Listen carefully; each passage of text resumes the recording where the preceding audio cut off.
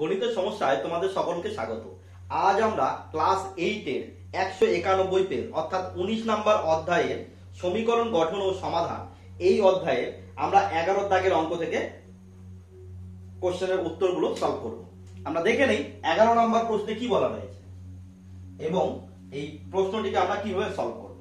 বলা রয়েছে আমার বাবার বর্তমান বয়স আমার বয়সের 7 গুণ।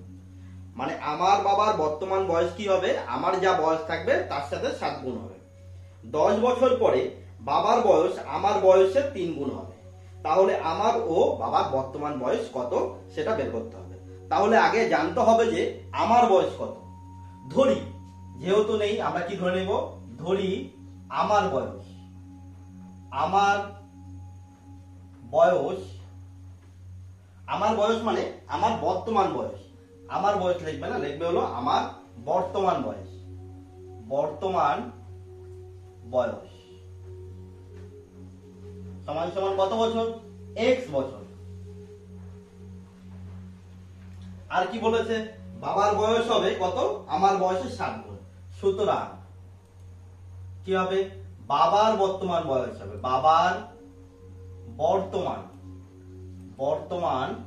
বয়স হবে কত হবে, আমার বয়স 7 গুণ। আমার বয়স যদি x হয় তাহলে বাবার বয়স হবে 7x বছর।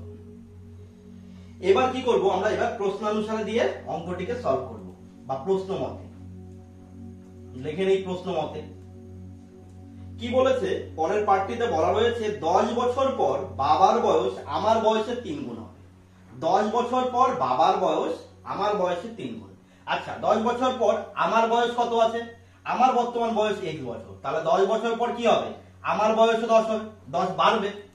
আর এদিকে কি হবে, বাবার বয়স কি হবে, বাবার বয়সও 10 বছর বাড়বে। বাবার বর্তমান বয়স কত, 7x বছর। 10 বছর পরে কি হবে, 7x প্লাস 10। এই বাবার বয়স আর আমার বয়স কখন সমান হবে, যখন আমার বয়সের 3 গুণ করা হবে। কি বলা রয়েছে এখানে, বলেছে 10 বছর পর বাবার বয়স আমার বয়সের 3 গুণ হবে। বাবার বয়সটা কি হবে, আমার বয়সের 3 গুণের সমান হবে। আর তাহলে আমরা x এর সাথে 10 যোগ করলাম কেন, বলেছে ঘটনাটি 10 বছর পর।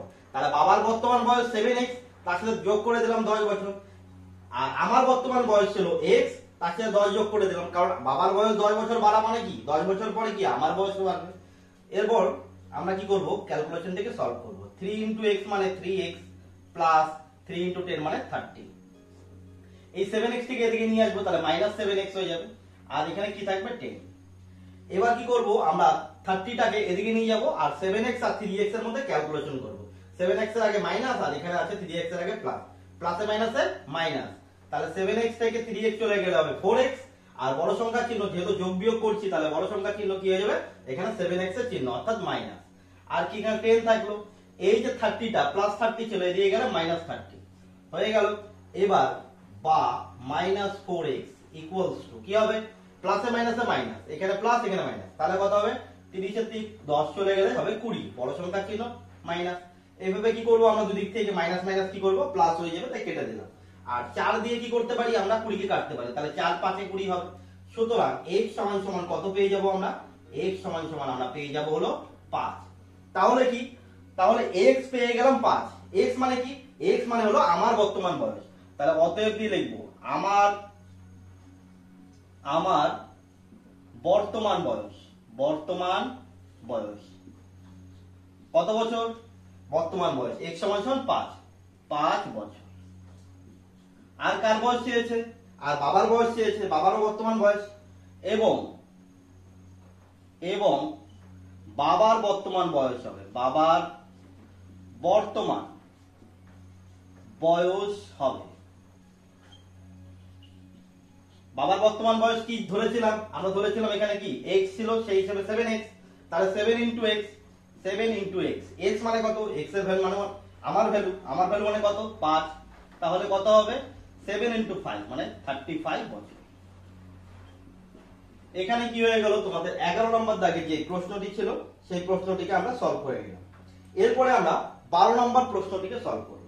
12 নম্বর প্রশ্নে কি বলা রয়েছে যে আমার মামা 100 টাকার নোট একটি চেক ব্যাংকে ভাঙালেন, সরি 100 না 1000 টাকা চেক। তাহলে কি আমার মামা 1000 টাকার একটি চেক কি করলেন, ব্যাংকে ভাঙালেন। তিনি কয়েকটি 5 টাকার নোট ও কয়েকটি 10 টাকার নোটে ভাঙালেন। তার মানে 1000 টাকার চেক নিয়ে কি করলেন, তিনি 5 টাকার নোট ও 10 টাকার নোট নিলেন। এবং যদি কি মামা মোট 137টি নোট পেয়ে থাকেন, তার মানে 5 টাকার নোট ও 10 টাকার নোট মিলে কতটি নোট, 137টি নোট পেয়ে থাকেন। তবে 5 টাকার নোট কতগুলি পেলেন সেটা হিসাব করে বের করতে বলা হয়েছে। তাহলে আমরা আগে জেনে নেব যে এই 137টি নোট যে পেলেন তার মধ্যে 5 টাকার নোট কয়টি এবং 10 টাকার নোট কয়টি, এটা আমাদের না ধরলে পরে কি আমরা বের করতে পারবো না। তাহলে যে কোনো একটিকে ধরে নিই, যেহেতু মোট নোট সংখ্যা হলো 137, তাই আমরা কি যে কোনো একটিকে ধরবো। আমরা ধরবো 5 টাকার নোটটাকে, তোমরা চাইলে 10 টাকার নোটটাকেও ধরতে পারো, যে কোনো একটি ধরলেই হলো। 12 নম্বর অঙ্ক, ধরি 5 টাকার নোট ছিল XT। সুতরাং 10 টাকার নোট কয়টি হবে, 10 টাকার নোট হবে কয়টি, মোট ছিল 137টি নোট। কয়টি নোট ছিল, 137টি নোট। তার মধ্যে 5 টাকার নোট কয়টি ছিল, XT। তাহলে 100 মোট নোট থেকে যদি আমরা 5 টাকার নোটের সংখ্যাটা বাদ দিয়ে দিই তাহলে কি পাবো, 10 টাকার নোট পাবো। তাহলে 10 টাকার নোট হলো কতটি, 137 মাইনাস XT। এবার কি করব আমরা, এবার আমরা বের করব এই 5 টাকার নোট ও 10 টাকার নোট যদি মিলিয়ে আমাদের কত টাকা হবে, 1000 টাকা হবে। তো সেটা লিখবো প্রশ্ন মতে কি লিখবো, যেহেতু 5 টাকার নোট কয়টি আছে, XT, তাহলে কত টাকা আছে, 5 টাকার নোট যদি XT থাকে তাহলে 5 টাকার নোটকে কি করব, নোট সংখ্যাকে যদি 5 দিয়ে গুণ করি তাহলে পেয়ে যাব 5 টাকায় কত টাকা আছে। 5 টাকার নোট XT থাকলে আমার কাছে কত টাকা আছে, তাহলে 5x টাকা আছে। আর 10 টাকার নোট, তাহলে 5 টাকার নোটকে আমরা 5 দিয়ে গুণ করলাম এবং 10 টাকার নোটকে আমরা কি করব, 10 দিয়ে গুণ করব। তাহলে 10 টাকা কত টাকা আছে সেটা পেয়ে যাব। তাহলে 10 টাকার নোট সংখ্যাকে কি করলাম, আমরা 10 দিয়ে গুণ করলাম।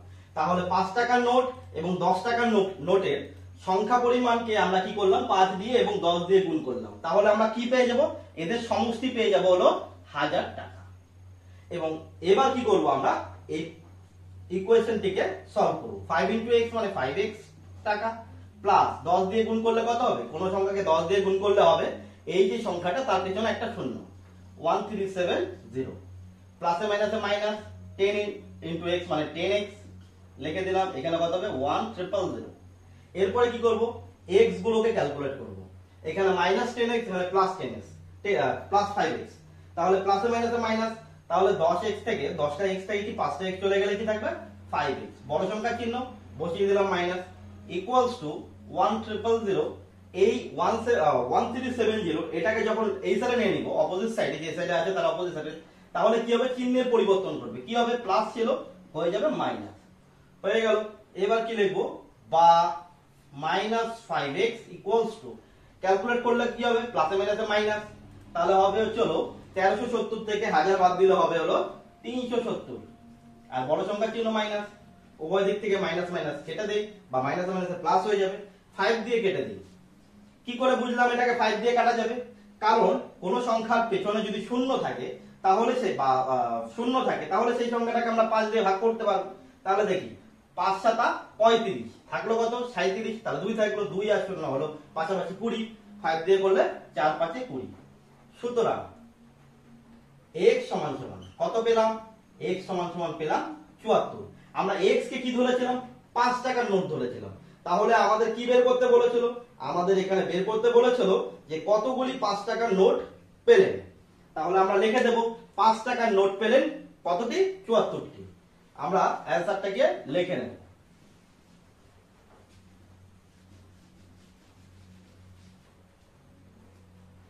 অতএব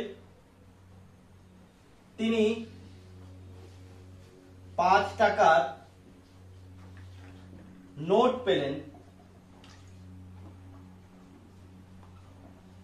কতটি, XT ধরেছিলাম, তাহলে 74টি, 74টি। এখানেই আমাদের 12 নম্বর দাগের যে উত্তরটি সেটা বেরিয়ে গেল। এখানে যদি আমাদের বলতো 10 টাকার নোট কয়টি ছিল, তাহলে কি করতাম 137 থেকে আমরা হলো x মানে 74 টাকা বিয়োগ করে দিতাম, তাহলে যা পেতাম সেটাই হবে আমাদের 10 টাকার নোটের সংখ্যা। এরপরে বলেছে 13 নম্বর। 13 নম্বরে কি বলা রয়েছে? 13 নম্বরে বলা রয়েছে আমাদের গ্রামের সালাম চাচা একটি সরকারি কি করে চাকরি করে এবং সেখান থেকে চাকরি থেকে অবসর গ্রহণ করার পর তিনি কি করেছেন, তার সঞ্চয়ের 1/2 মানে হাফ অংশ দিয়ে কি করলেন, একটি বাড়ি কিনলেন। তার মানে অবসর গ্রহণের পর তিনি যে টাকাটা পেয়েছিলেন সে টাকার অর্ধেক টাকা দিয়ে তিনি কি করলেন, বাড়ি ক্রয় করলেন। তিনি কত টাকা পেয়েছিলেন সেটা কিন্তু বলা নেই। আচ্ছা, তার মানে হলো তার সঞ্চয় কত ছিল মানে সেটা কিন্তু বলা নেই। তার বলা রয়েছে সেই সঞ্চয়ের 1/2 অংশ দিয়ে কি করলেন, বাড়ি কিনলেন। হঠাৎ তিনি বিপদে পড়ে যাওয়ায় তিনি কি করেছেন, বাড়িটিকে কেনা দামের 5% বেশি দামে বিক্রি করেন। মানে চলো তার কেনা দামের থেকে তিনি 5% লাভ করে বিক্রি করেন। তারপরে কি বলা রয়েছে, যদি তিনি বাড়িটি 3,450 টাকা বেশি দামে বিক্রি করতেন তাহলে তার কেনা দামের উপর 8% লাভ হতো। যদি কখন এই 3,450 টাকা কখন বেশি দামে বিক্রি করতেন, যদি তার 8% দামে বিক্রি করতেন, মানে লাভ হতো তার 8% কেনা দামের উপর, তাহলে তিনি কত টাকা বেশি পেতেন, 3,450 টাকা বেশি পেতেন। এবার আমাদের বের করতে হবে তিনি কত টাকায় বাড়ি কিনেছিলেন এবং তার সঞ্চয় কত ছিল। তাহলে বাড়ি কিনেছিলেন কি দিয়ে, বাড়ি কিনেছিলেন তিনি তার সঞ্চয়ের অর্ধেক অংশ মানে 1/2 টাকা দিয়ে। তাহলে আমাদের ধরে নেই তার সঞ্চয় কত ছিল, তারপরে আমরা কি বের করব যে তার বাড়ি কিনতে কত টাকা খরচ হয়েছে। 13 নম্বর অঙ্ক, ধরি তার সঞ্চয় ছিল x টাকা। সুতরাং তিনি কি করেছেন, বাড়ি কিনতে খরচ করেছেন। তিনি বাড়ি কিনতে খরচ করেছেন কত টাকা খরচ করেছেন, তার সঞ্চয়ের 1/2 অংশ। তার মানে তার সঞ্চয় মানে কি x এর 1/2, তাই তো। তার মানে কত টাকা, x/2 টাকা। x/2 কিভাবে হলো, উপরে উপরে গুণ করে দিলাম, x এর সাথে 1 গুণ করলে হবে x আর নিচে 2, এত টাকা। এবার কি করব, আমরা প্রশ্ন মত দিয়ে বের করব সমাধানটিকে। প্রশ্ন মতে তিনি যদি 5% দামে না বিক্রি 5% লাভে না বিক্রি করে যদি কি করতে 8% লাভে বিক্রি করতেন, তবে তার কি হতো, 3,450 টাকা বেশি পেতেন। এই লাস্ট দুটি লাইনের মানে হলো এটা যে হঠাৎ বিপদে পড়ে তিনি বাড়ি বিক্রি করে কি করেন, কেনা দামের 5% বেশি পান, মানে 5% তার লাভ হয়। যদি তিনি কি 3,450 টাকা বেশি দামে বিক্রি করতেন তাহলে তার কেনা দামের উপর 8% লাভ হতো।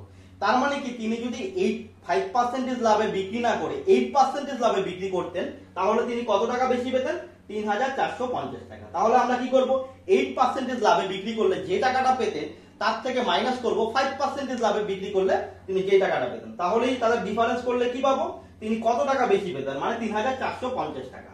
তাহলে কি করে বের করব, আমরা কেনা দামটাকে লিখব। কেনা দাম কত ছিল, x/2 টাকা। 8% থেকে 5% বিয়োগ করব। 8% মানে কত, 8% মানে হলো 100 প্লাস 8/100 মাইনাস কি মাইনাস করব, এই যে 5% লাভে বিক্রি করলে তিনি যে টাকাটা পেতেন, x/2 ইনটু 100 প্লাস 5/100। তাই 8% লাভে বিক্রি করলে যা হবে সেটা হলো এই টাকাটা, ক্যালকুলেট করলে যা বেরোবে। আর 5% লাভে বিক্রি করলে যা হবে তা হবে এই টাকাটা। তো এদের এই দুইটা টাকার ডিফারেন্স কত হবে, এই দুটো টাকার ডিফারেন্স হবে 3,450 টাকা।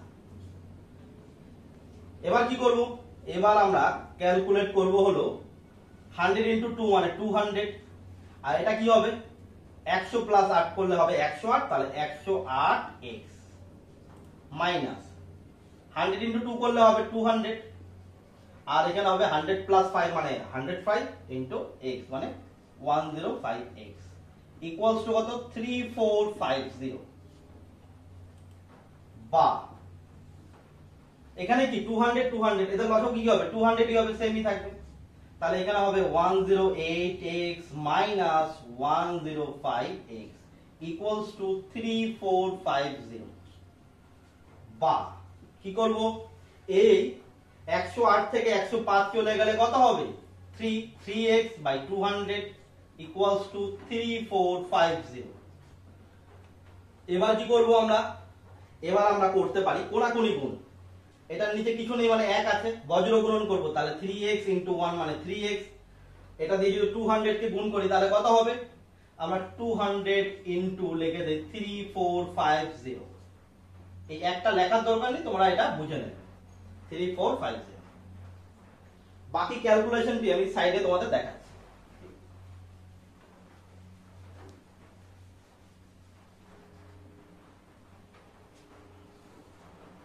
কি হবে, আমরা বা x সমান সমান, তাহলে 3টা এখানে গুণ অবস্থায় আছে, তাহলে কি হবে, সমান সমান এদিকে আনলে ভাগ অবস্থায় যাবে, মানে দাগের নিচে বসবে। তাহলে 3টা এখানে চলে আসবে, এখানে কি থাকবে 200 ইনটু 3450। এবার 3 দিয়ে তো 200 কে ভাগ যায় না, ঠিক আছে, তাহলে এটাকে যাবে কিনা সেটা চেক করবো কি করে, সংখ্যাগুলোকে যোগ করো 3 আর 4 যোগ করলে হবে 7, 7 5 হবে 12, 12 সাথে 0 যোগ করলে 12। তাহলে 12 কে কি 3 দিয়ে যায়, হ্যাঁ অবশ্যই, 3 4 12। তার মানে কি 3450 কেও 3 দিয়ে ভাগ করা যাবে। কেটে দেই, 3 দিয়ে 3 কে ভাগ করলে হবে 1, 4 কে ভাগ করলে কত হবে 1, 3 অক্ষে 3, 1 থাকলো 5, 15, 3 5 15, শূন্যটাকে বসিয়ে দিলাম, হয়ে গেল। তাহলে নিচে কিছু থাকলো না, তাহলে কি হবে x সমান সমান, তাহলে 200 কে 200 সাথে কি হবে 1150 কে গুণ করব। তাহলে 115 দুগুণে, শূন্যের গুণ করার দরকার নেই, 115 তার সাথে 2 গুণ করো, 115 দুগুণে কত হবে 230। আর এখানে দুটো শূন্য, এখানে একটা শূন্য, তাহলে কি হবে আরো 3টে শূন্য হয়ে যাবে। তাহলে কত পেয়ে গেলাম 2,30,000 টাকা। তাহলে তিনি কত টাকা তার সঞ্চয় ছিল, অতএব তার সঞ্চয় ছিল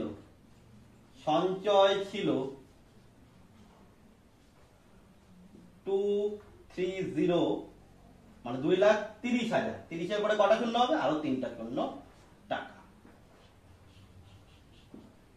আর কি বের করতে বলেছিল, আমাদের বের করতে বলেছিল এই সালেম চাচা তার কত টাকায় বাড়ি কিনেছিলেন।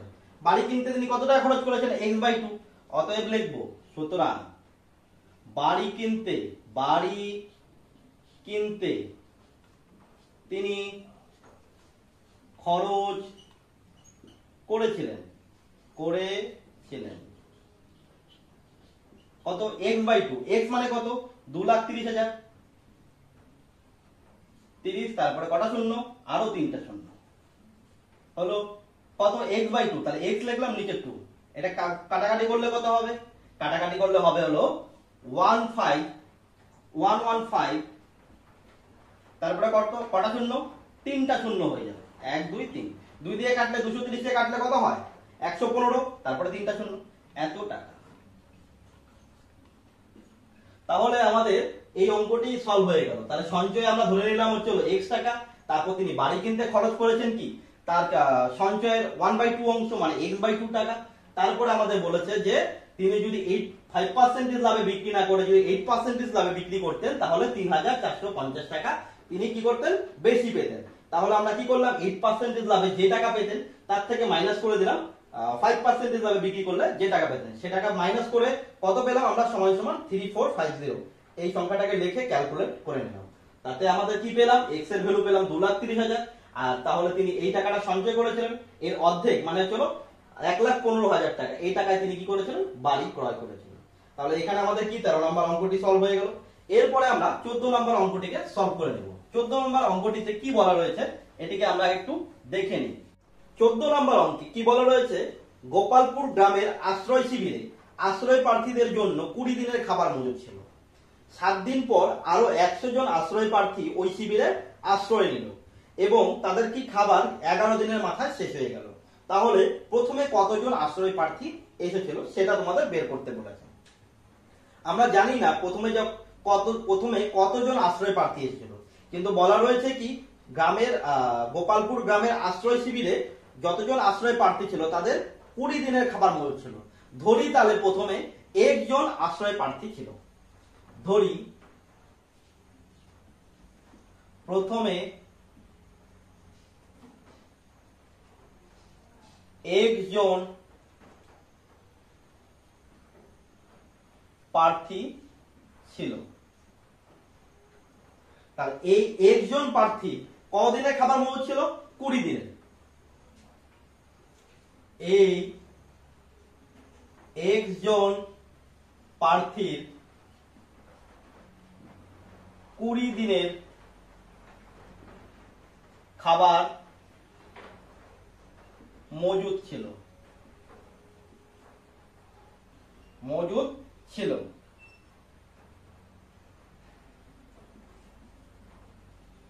এবং 7 দিন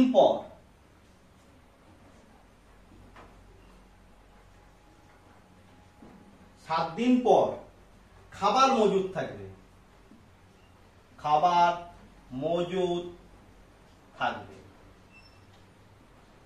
প্রথমে কতদিনের খাবার মজুদ ছিল? 20 দিনের। তাহলে 7 দিন পর কতদিনের খাবার মজুদ থাকবে? 7 দিন পর থাকবে 20 মাইনাস 7, তাহলে কত হবে? 13 দিনের। তাহলে কি হবে? এই 7 দিন পর কতদিনের খাবার মজুদ থাকবে? 13 দিনের। এই 13 দিনের খাবারটা কি একজন লোকও খাবে? আচ্ছা, তাহলে আমরা লিখতে পারি, এবার লিখবো যে কি পরে আবার কতজন আসছে, আশ্রয় প্রার্থী কতজন এসছে, আর পরে আরো 100 জন প্রার্থী ওই শিবিরে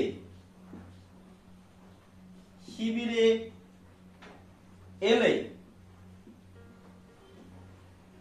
আশ্রয় প্রার্থীর সংখ্যা হবে। আশ্রয় প্রার্থীর সংখ্যা হবে কতজন হবে? প্রথমে ছিল x জন, তাহলে কি হলো? আরো 100 জন আসাতে কত হবে?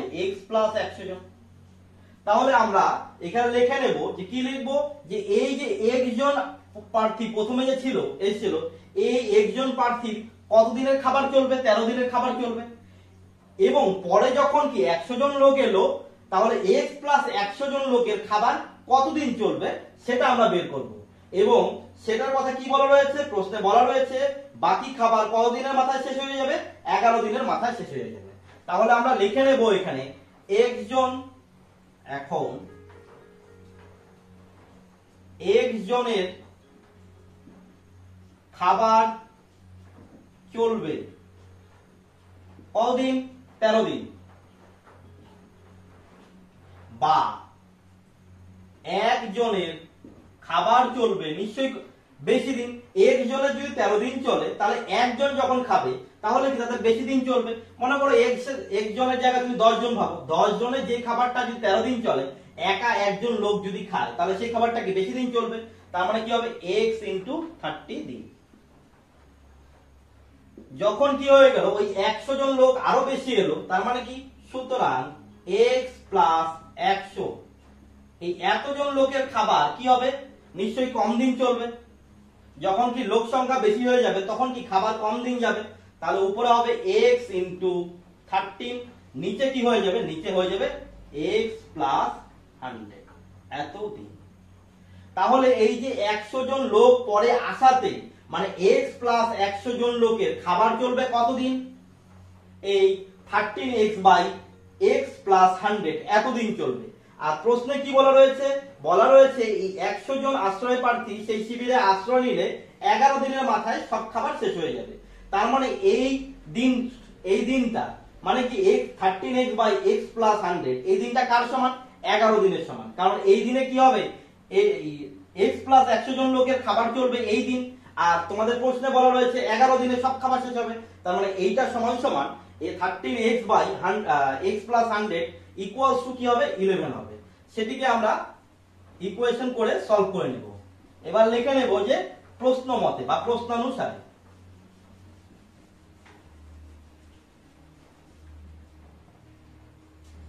প্রশ্ন